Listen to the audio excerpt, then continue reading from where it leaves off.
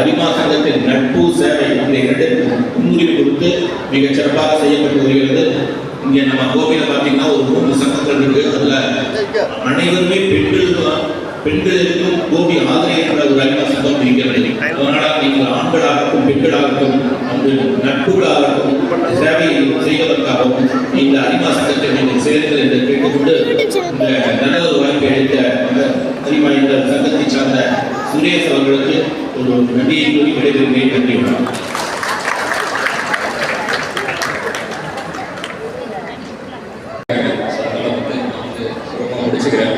இப்போ கோபி அரிமா சங்கம் பார்த்தீங்கன்னா வந்து நம்ம பஸ் ஸ்டாண்டில் வந்து மகிழ்ச்சி சுவர் ஒன்று வச்சுருக்கோம். ஸோ பஸ் ஸ்டாண்டு நீங்கள் கோயிலெல்லாம் பார்த்துருப்பீங்க.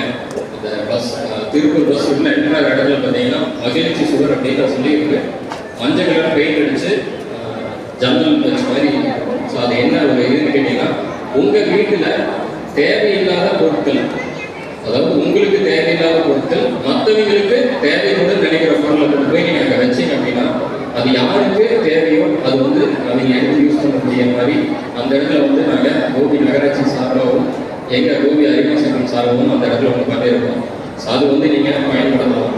இது போக பார்த்தீங்கன்னா ஸோ தமிழ்நாட்டிலே வந்து இப்போது வெயில் அதிகமாக இருக்கிற மாவட்டம்னா டக்குன்னு எல்லாருக்கும் சொல்லக்கூடிய ஒரே ஒரு மாவட்டம் எதுன்னு கேட்டிங்கன்னா ஈரோடு தான்.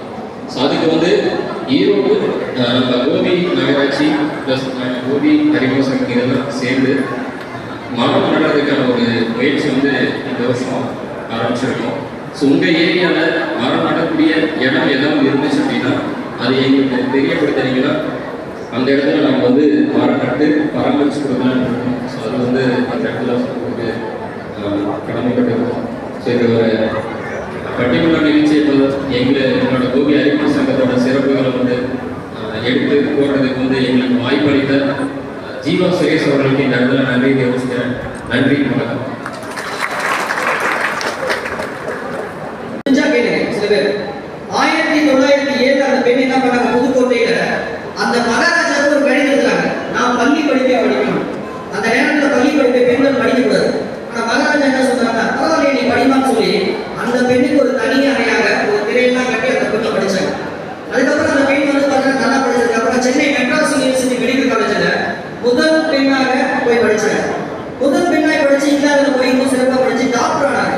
டாக்டர் ஆனதோட மட்டும் இல்லாம ஏசியாவிலேயே புகழ்பெற்ற அடையாளம் என்னன்னு தெரியும் இல்லையா, கேன்சர் சென்டர் அடையார் கேன்சர் ஆசியாவிலேயே மிக சிறப்பான அரசு அடையார் கேன்சருக்கு அடித்தளம் மிக்க ஒரு பெண் யாருன்னு தெரியும். யாரா தெரிஞ்சா சொன்னீங்க, நிறைய படிச்சு கொடுத்துருவாங்க.